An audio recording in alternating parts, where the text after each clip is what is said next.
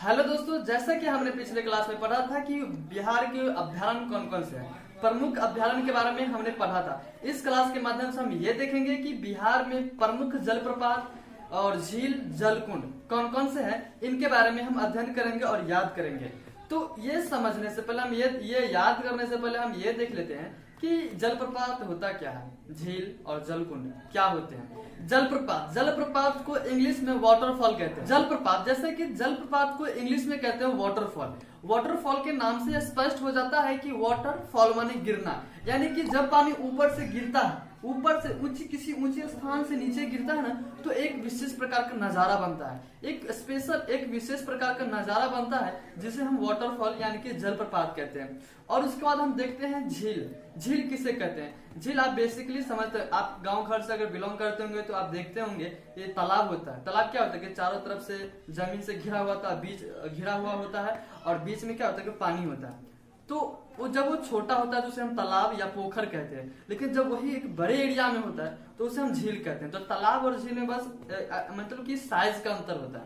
जब बड़ा हो तो झील, छोटा हो तो तालाब या पोखर, जिसे हम गांव घर की भाषा में पोखर तालाब ये सब कहते हैं, है ना। और बड़ा हो जाता है तो वो झील कहते हैं। तो ये झील समझ के अब आते हैं जलकुंड के बारे में।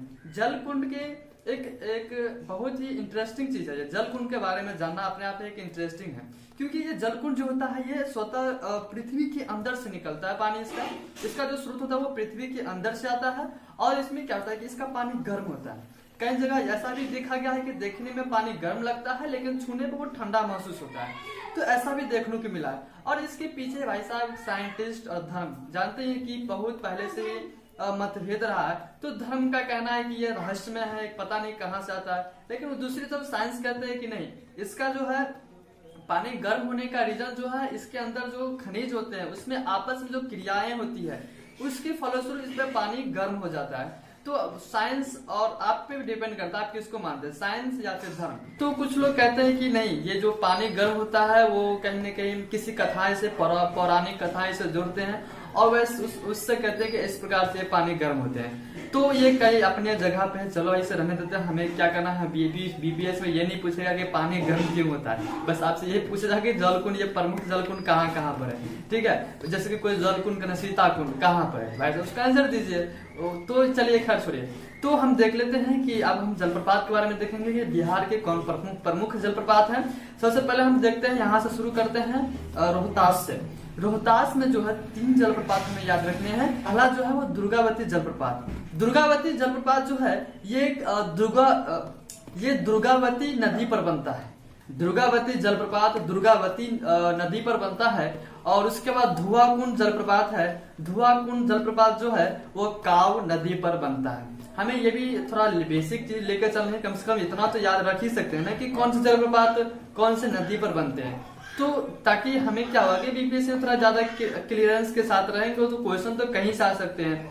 तो यहाँ पे देखें दुर्गावती जलप्रपात और धुआकुंड जलप्रपात, उसका सुखलदरी जलप्रपात, ये तीनों रोहतास में ही है।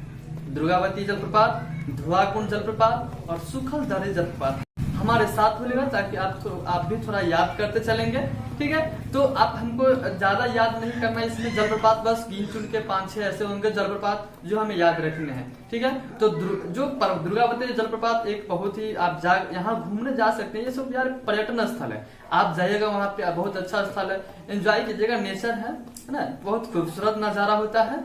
तो ये दुर्गावती जलप्रपात रोहतास में है। धुआकुंड जलप्रपात, उसका सुखलदरी जलप्रपात, ये तीनों कहाँ है तो रोहतास में है। उसके बाद हम कर्मनासा में चलते हैं, यानी कि कर्मनासा नदी पर एक जलप्रपात है जिसे कर्मनासा जलप्रपात कहते हैं। और ये बक्सर में, कहाँ है, बक्सर में। तो आपने 2 देखा, रोहतास और बक्सर। रोहतास में 3 याद रखने हैं। पहला कौन सा, तो दुर्गावती जलप्रपात, धुआकुंड जलप्रपात, सुखलदरी जलप्रपात। तो सुखलदरी जलप्रपात जो है वो कनहर नदी पर है। कनहर, कनहर नदी पर है, ठीक है। और ये जो धुआकुंड जलप्रपात देख रहे हैं ये काव नदी पर है।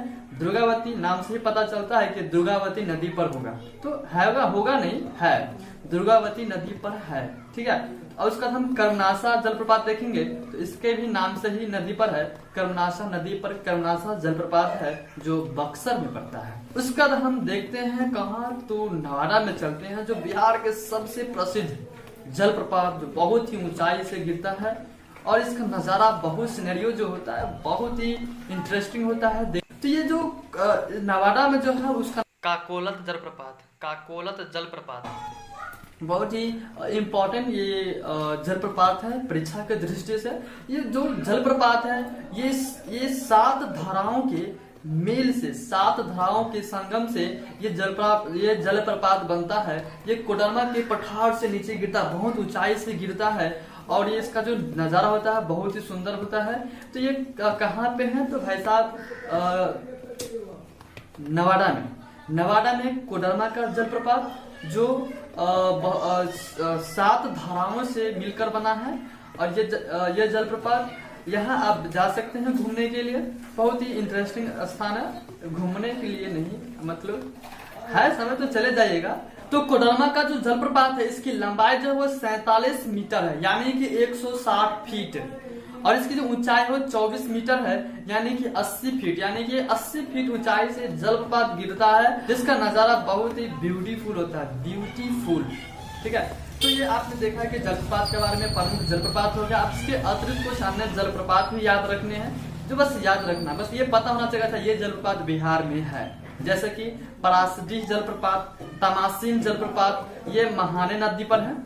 इसमें ये याद रखना है कि तमासीन जलप्रपात जो है वो महाने नदी पर है। उसका सबको हम बस ऐसे याद रखेंगे कि बस ये पता होना चाहिए कि ये बिहार में है।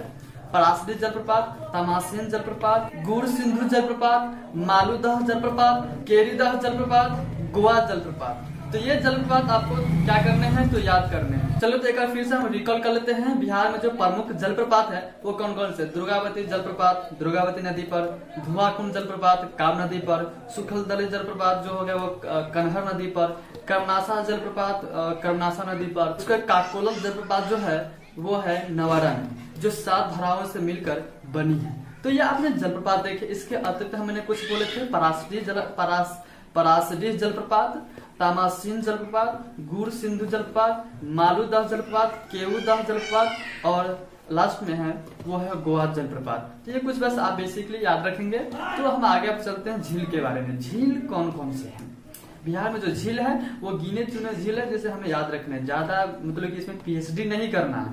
ठीक है, बस कुछ कुछ जो इम्पोर्टेंट है उसी सबको देखना है। वैसा ज्यादा पढ़ के भी क्या करोगे, मतलब ज्यादा नॉलेज भी मतलब कि आपके करियर के लिए हानिकारक है ना। तो आप बिहार में जो देखेंगे, हम बेगूसराय से शुरू करते हैं। बेगूसराय में जो है वो कांवड़ झील है। कांवड़ झील बेगूसराय, कांवड़ झील बेगूसराय, बेगूसराय में कांवड़ झील, बेगूसराय में जो है वो कांवड़ झील है। और वो उसका हम भागलपुर में चलते हैं। भागलपुर में जो है, भागलपुर में है जगतपुर झील, जगतपुर झील भागलपुर, जगतपुर झील भागलपुर, जगतपुर झील भागलपुर। कुछ कुछ तो बोलते रहेगा तो थोड़ा याद होता रहेगा, ठीक है, तो चुप नहीं रहेगा प्लीज करके। भागलपुर में जो है वो जगतपुर झील हो गया। उसके बाद कटिहार में चलते हैं। कटिहार में 2 झील याद रखने हैं, गोगाबिल झील, गोगाबिल झील, गोगाबिल झील और उसका घोघा झील, गोगा घोघा, गोगा घोघा, गोगा घोघा। ये दोनों जो झील है वो कटिहार में पड़ता है। ठीक है, तो एक बार फिर से देख लेते हैं। बेगूसराय में हो गया कांवड़ झील हो गया, भागलपुर में जगतपुर झील, उसके बाद कटिहार में गोगा झील, गोगाबिल झील और घोघा झील। तो ये सब जो हो गया वो गया यानी कि कटिहार में हो गया। उसके बाद हम चलते हैं सिमरी झील के पास, वो सहरसा में पड़ता है। सिमरी, सौ से सहरसा। तो सिमरी झील सहरसा में, सिमरी झील जो पड़ता है वो सहरसा में पड़ता है। तो उसके बाद लास्ट जो देखते हैं वो कुशेश्वर स्थान झील, कुशेश्वर झील। कुशेश्वर झील जो है वो दरभंगा में पड़ता है। कुशेश्वर झील दरभंगा में पड़ता है। और ये जो आपने देखा ये कुल मतलब कि बिहार के झील हुए। वैसे तो और भी है लेकिन हमें उतना पढ़ना नहीं है, जो पढ़ना है बस जितना पढ़िए उसको कम्प्लीटली पढ़िए, वही अगेन एंड अगेन रिवाइज करते रहिए, वहीं से आपका किसी भी प्रकार के एग्जाम क्लियर होने वाला है। अन्यथा ज्यादा पढ़ के भी आप कोई बड़ा चीज नहीं कर पाएंगे। यानी कि अगर कोई चीज एग्जाम गवर्नमेंट का एग्जाम निकालना चाहते हो तो भाई साहब सीधी सी बात है, सिलेबस के अनुसार पढ़ाई कीजिए। ज्यादा पढ़ने से ना फायदा, न ज्यादा कम पढ़ने से। कम पढ़ने से मतलब नुकसान नहीं निकाल पाइएगा, और जितना है बस उसी प्रकार से आप पढ़ते रहिए, सब कुछ हो जाएगा, क्लियर हो जाएगा क्लियरेंस में। तो देखते हैं यहाँ पे आपने क्या क्या झील के बारे में देखा है। बेगूसराय में कांवड़ झील, और जगतपुर झील जो है भागलपुर में हो गया, घोघा और गोगा, ये दोनों कटिहार में पड़ता है। सिमरी झील सहरसा में, और दरभंगा में जो है कुशेश्वर झील हो गया। तो ये आपने झील के बारे में देखा। उसके बाद हम देखते हैं जलकुंड के बारे में, जलकुंड जिसका पानी गर्म हो। तो चलिए अब हम जलकुंड के बारे में देख लेते हैं कि बिहार में कौन कौन से प्रमुख जलकुंड हैं। सबसे ज्यादा जलकुंड राजगीर में देखने को मिलता है, उसके बाद मुंगेर में। सबसे ज्यादा गर्म जो है वो ब्रह्मकुंड है। सबसे ज्यादा जो जलकुंड गर्म है वो ब्रह्मकुंड जलकुंड है जो राजगीर में है। ठीक है, तो राजगीर के कुछ हम प्रमुख जलकुंड को क्या करेंगे तो मेमोराइज करेंगे, कंठस्थ करेंगे, यो में आकर द करेंगे। ठीक है, तो देख लेते हैं ब्रह्मकुंड। उसके बाद सूर्य कुंड होता है, सूर्य कुंड भी राजगीर में पड़ता है। सप्तधारा कुंड राजगीर में पड़ता है। गोमुख कुंड राजगीर और नानक कुंड राजगीर में। तो ये सब क्या हो गया कि राजगीर के प्रमुख जलकुंड हो गया। एक बार देख लेते हैं फिर से, ब्रह्मकुंड, सूर्य कुंड, सप्तधारा कुंड, गोमुख कुंड और नानक कुंड, और ये सब क्या हो गया कि ये सब राजगीर के कुंड हो गए। ठीक है, जलकुंड हो गए।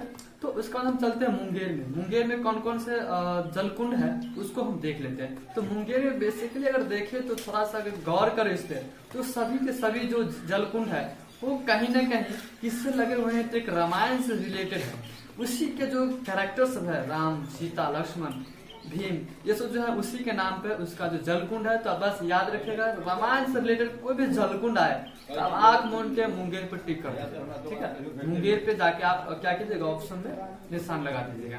तो क्या होता है कि इसमें कौन कौन से, तो सबसे पहले हम देखते हैं रामेश्वर कुंड। रामेश्वर कुंड मुंगेर में पड़ता है।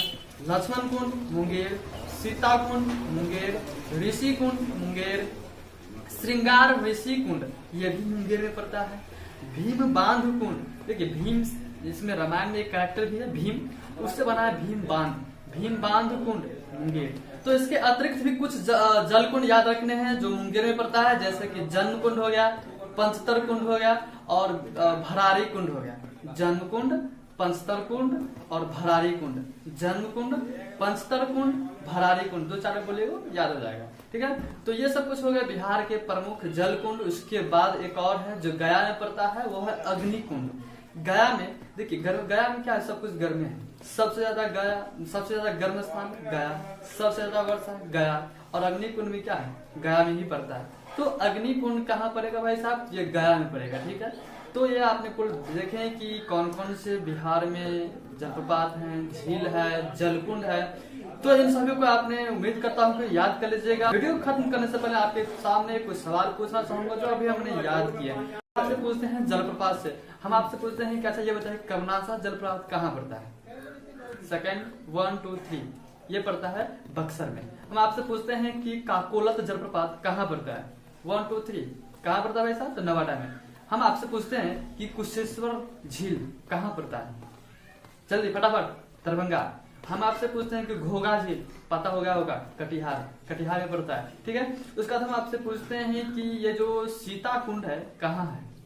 तो सीता कुंड हम आपको बता चुके हैं, जो रामायण से रिलेटेड जो भी आएंगे वो कहाँ होंगे, तो मुंगेर में होंगे। ठीक है, तो सीता कुंड कहाँ में है, तो मुंगेर में। चलिए इसी के साथ मिलेंगे अगले वीडियो में, लेकिन तब तक के लिए